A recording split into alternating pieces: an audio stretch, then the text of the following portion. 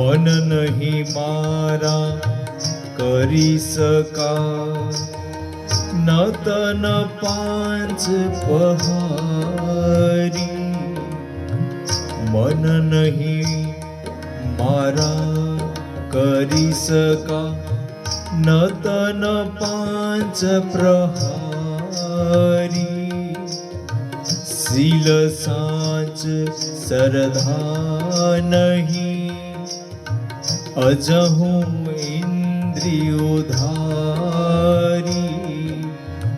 Seal साच सरधा नहीं, अजहू इंद्रियोधारी। मन को मारकर उसे स्वबस न कर सका, और न शरीरस्थ पंच ज्ञान इंद्रियों आंख कान नाक जिह्वा तथा त्वचा का ही दमन कर पाया। न शील है, न सत्यता है, और न गुरुजनों में श्रद्धा है।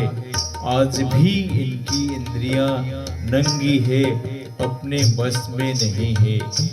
ये कबीरदास जी मन के अंग में बता रहे हैं।